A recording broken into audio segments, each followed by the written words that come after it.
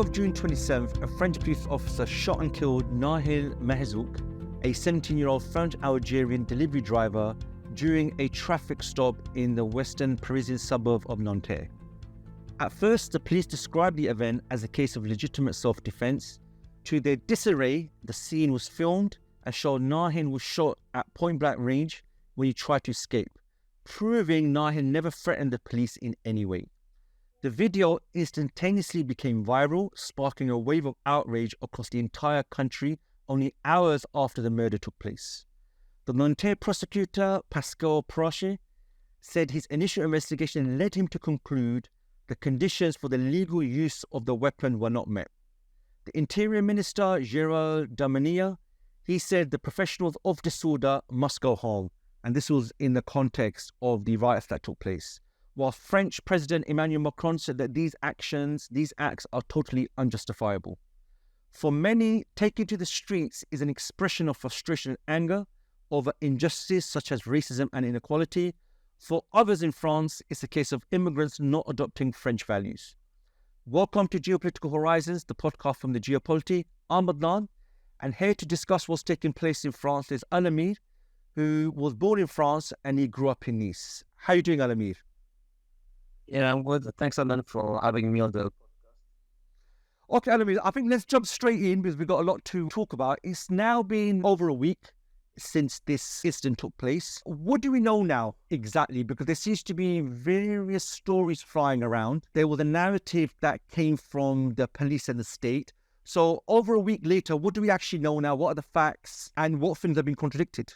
So, as you already pointed, so the 17-year-old Nahel was shot, killed by the police on 10 days ago. Initially, there was no video filmed by passerby, so we only had the narrative of the police officer who explained, if I recall correctly, that the car was trying to ram at the police officer, and in self-defense, the police officer had no choice but to kill the driver. However, they didn't count on the fact that someone had secretly filmed the scene, and it was a car trying to ram a police officer. Actually, the opposite. We're seeing the car being initially stationed, and the police officer at the driver's window with the gun pointed at the driver, having a scuffle with the driver, and the driver fleeing away with the car. I've also seen a passenger in the car.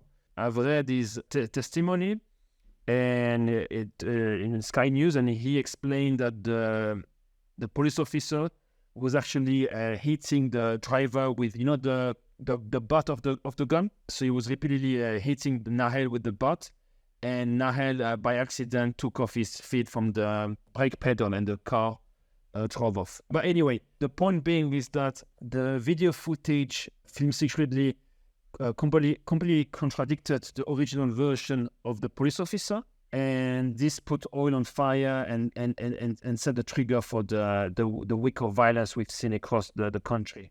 Okay, so Al-Ameer, the sheer scale of destruction and the number of police deployed, I read 45,000 additional officers were deployed. So this isn't some isolated issue. It seems that there's more underlying issues at play. Is that the case? And if that is the case, what are these? So that's not the first case. You might recall there were previous incidents of police, killing youth from Muslim immigrant backgrounds in 2005. And that also led to, massive riots all across the country. Likewise, 2 years later, 2007, actually, to be fair, the youth who participated in the riots this week were probably not born, in the previous one in 2005, 2007. And then if you want to go further back in history, a heavy-handed police repression when you had the War of Independence in Algeria. So both in France, in Paris, killed a lot of, Algerian demonstrators, and as well, obviously, in Algeria, that was far worse. And so when France, was a massive colonial empire and had all its colonies, especially in the Muslim world, in the African continent, the way the state would assert its authority would be with heavy-handed law enforcement, especially police repression. Oh, so that's interesting, Al-Ameer. You feel that really the colonial mentality has just continued into modern-day France? Yes, very much so, Adnan. The immigrants that, the youth of immigrant background, which, to be honest, might be not third, fourth generation. They obviously come from those lands where France had colonized before, the grandparents' lands. And there was always, this tension, this enemy thinking mindsets between the dominating nation, France, and the people they had colonized in the Muslim world. The French, obviously, they feel they were the ones who invented the Western Enlightenment ideas, secularism and liberty, and what forms the basis of capitalism with the French Revolution. They took it to the four corners of the world, and hence they built themselves a colonial empire on the back of it. And they always saw the countries and the nations that they had colonized as being, inferior because of not having those values, not believing those values, and also not being from the same nation as the French people. Mm. So, the argument coming from the French state and the police is that they are finding it very difficult to police immigrant areas because of gangs, because of drugs, because they say that a lot of immigrants just want to live off the state, they don't want to work. And as a result, they're putting all the blame on actual immigrants. However, you mentioned that the police carry a lot of the mentality which has come from the colonial era. What would you say if I was someone French, white, love my country, and I see these pictures and I just see loads of looting going on, I see loads of buildings burn. A lot of people would view this as a problem of immigrants. Now, what would you say to somebody like that? Obviously, on the face of it, there's no justification, especially Islamically, for the looting and the rioting. That's wrong in and of itself. However, just looking superficially, the issue doesn't address the root cause and the systematic nature of it. Like I said, it's not the first time it happened. Happened already 20 years ago, happened, 40, 50 years ago, and it's been happening. You can link it even to the colonial past. And the reality is that France, for economic reasons, needed massive immigration on the back of World War II, the country being destroyed and not having enough manpower to rebuild the country. So they went and poached labor immigration from the colonies, but they never viewed them as being fully part of the nation. I remember France is being the country of secularism is also the way it forms the state is this idea of nation state. So the state, what forms the state is that French nation, and when you say nation, is obviously often means ethnicity, spoken language, values, and shared history. And so immigrants do not fit at all into that picture. And so the way the immigrants and the generations after have been treated, by the system, it feels there's a two-tier system in France, and just as the way you could feel in India, say, with classes, with the castes. In some sense, you can make a parallel with France between the main white ethnicity, people nation, and in the way immigrants from a different ethnic background and mostly Muslims are being treated by the system. Police brutality is one case at hand of this systemic discrimination by the system towards immigrants. So just on that, Al-Ameer, you grew up in France, you were born in Paris, you grew up in Nice. What's day-to-day life like for an immigrant? And what I mean is, a school, the education system, getting a job, just day-to-day life. What is it actually like growing up there as an immigrant? Because the picture you're painting is you've basically got state suppression, state discrimination. So just, you grew up there. What's it actually like growing up there?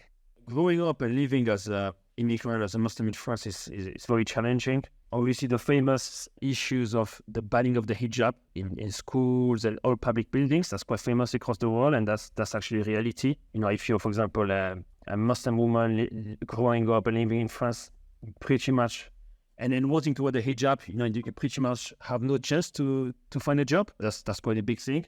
And likewise also for men.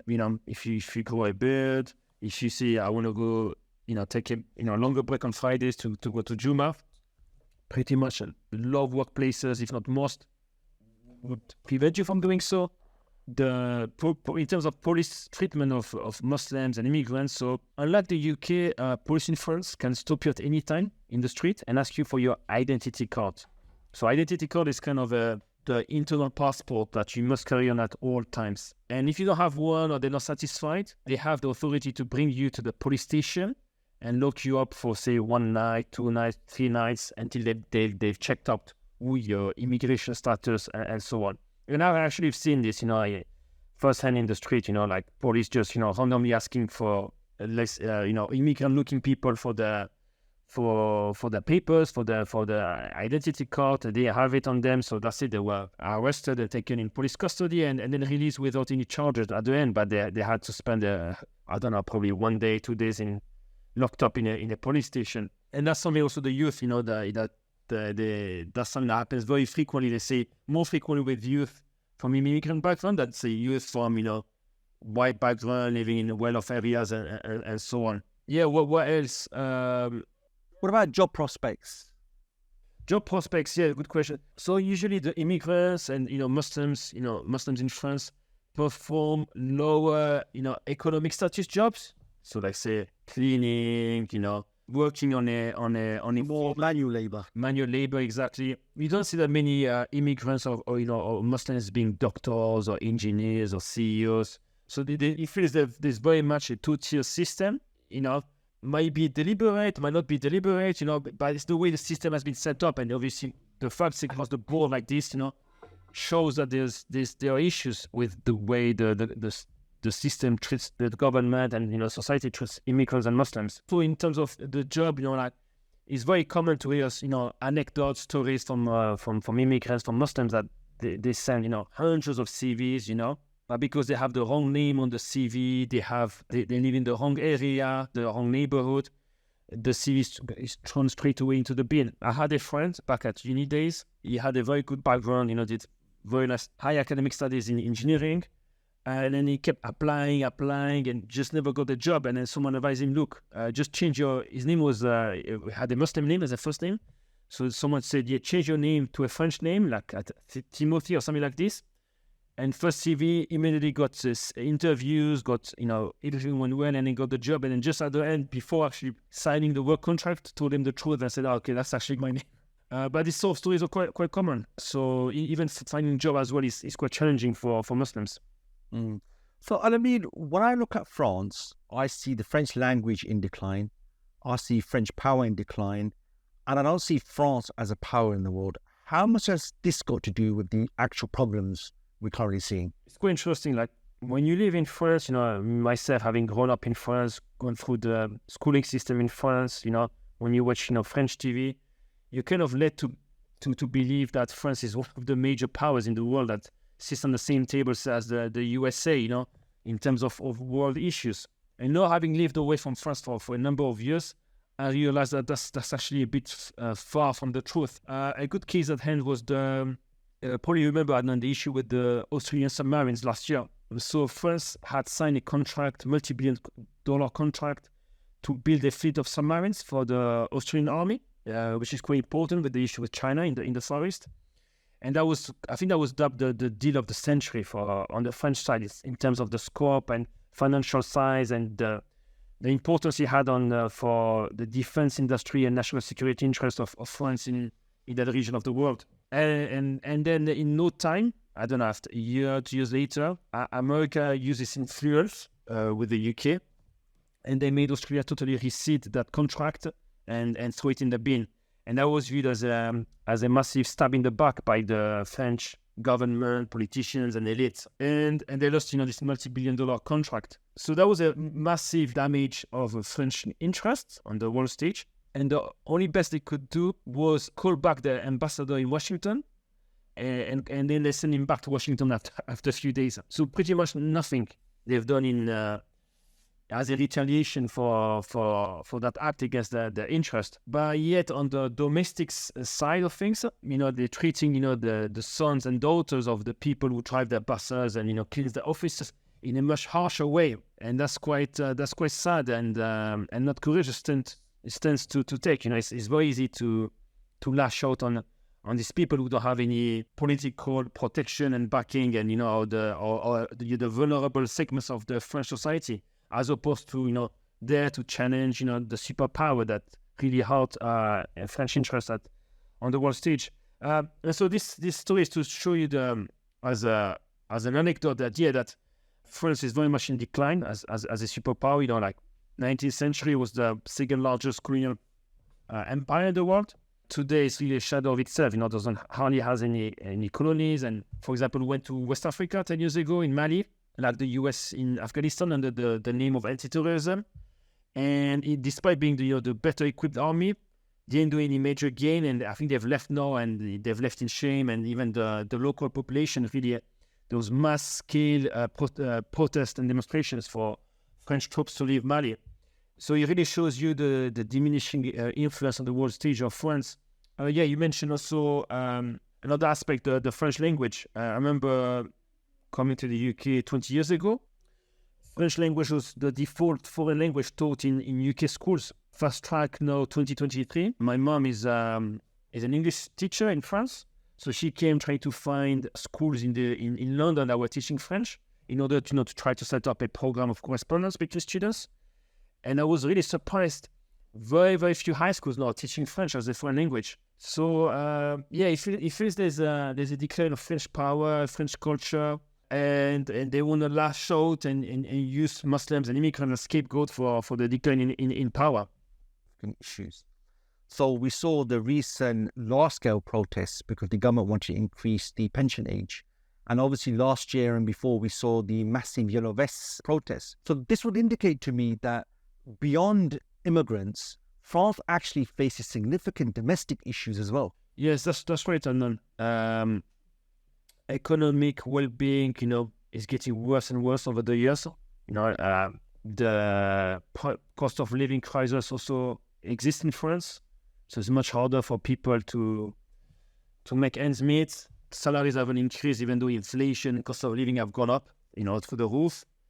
And there's a lot of protests and demonstrations, against the fact that, pretty much like any other capitalist country, like you go 1% living off and monopolizing, the majority of the economy. But, especially on the internal side as well, immigration and Muslims are easy thing to scapegoat, even though Muslims, they say, 5-6 million, so that's like less than 10% of the French population. And it can't be a case where all the economic problems and, all the problems in France are just done to Muslims, Even if there were no Muslims in France, by the nature of the system, you still see the same problems as you see it in the, the European countries that applies the same system. Okay. So I was actually going to ask you that, Al-Ameer, if there were no immigrants in France, if France put them all in a boat or a plane tomorrow, would all their problems be solved? But as you've said, these are systemic, more deep-rooted issues which are not linked to immigration. So the wealth distribution, the infrastructure, French power, a lot of that has got nothing to do with immigration. So these problems are actually very deep-rooted. And you're right, the sense I also had was a lot of stuff is being blamed on immigration. And this seems to be the same narrative across the West, actually, where everything's blamed on immigration. I mean, I'm in the UK.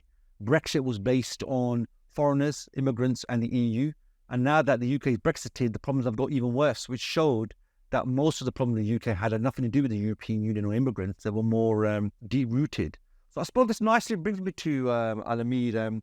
How much did this all feed then into the chances of the right wing? Marine Le Pen in the last two elections has taken the election to a second round. And that shows that she actually has significant support around France. So I suppose my questions are a few. How much support does she have? Who is a typical supporter of the right wing? And where do they fit into French politics? And what do you see as their future prospects? So to show you the evolution of the right wing over the decades, her father was obviously the creator of the political party, Jean-Marie Le Pen. So in the 90s, when I was a kid, he didn't have a single MP in the parliament, and would never make it to the second round of presidential elections yet. Just to give you context, presidential elections in France, you have two rounds. So you have all the candidates in the first round, and then the top two ones go to the second round, and whoever gets over 50% gets elected as president. So her father, Jean-Marie, would never make it to the second round until there was this big earthquake in 2002 where he made it to the second round. However, against Jacques Chirac. However, all the parties allied together because it was a big no-no, a big, it was viewed as something very bad for far right to be elected. And I think he got 20% in the second round. Now you fast track 20 years later with his daughter, Marine. She's made it to the second round for the last 2 elections. And she's got at least a dozen MP now in the parliament. And the last one against Macron, I think in the second round, she got 45%. So that's a big jump over 20 years. And actually it illustrates the trend of how French political discourse has evolved.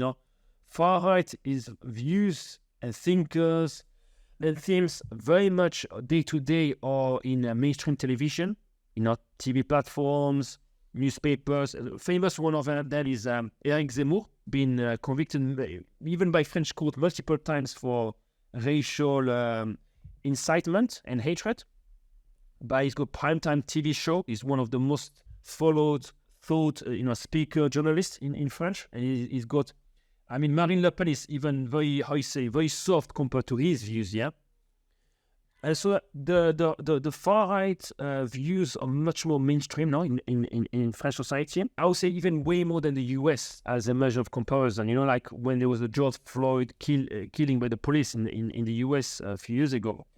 You did feel the US, especially the white population, was kind of split, half or 60-40, between those who are, supporting Afro-American rights versus those who were Trump supporters and standing with the police. In French public opinion, don't see at all a split with the killing of Nahel. The immigrants are pretty much by themselves. The French population, by and large, supports the police. There was even a donation. I think Nahel got, I don't know, in tens of thousands of euros. The police officer who killed him got 1 million euros donations from the wider population. So it really shows you how the French society has evolved. And to be honest, I feel we're not miles away from how German public opinion was in the 1930s when they elected Hitler into power. So what do you see as the prospect? Can you see Marine Le Pen presidency in the future? Yeah, I think that's pretty much a possibility. I don't think it would be that much different from Macron and from traditional politicians who've also had very draconian policies and legislation against Muslims. Remember Jacques Chirac. When he won the elections against Le Pen, the first thing he did was banning the hijab in schools. So it wasn't Le Pen who did it. It was but rather was Chirac, a mainstream politician at the time. Macron, the one before him, Hollande, Sarkozy. Each one of them introduced a host of legislation, clamping down on the rights of Muslims in France. So in that sense, Marine, wouldn't actually stand out, once she gets into power. So the future doesn't look bright for Muslims in France. They're being repressed by the majority population, and especially by the government and the political elites, and being used as scapegoats. And and unfortunately as well, the response of governments in the Muslim world is been very, very weak. And instead of trying to take a political stance, to protect the rights, of Muslims in France, they do pretty much the opposite.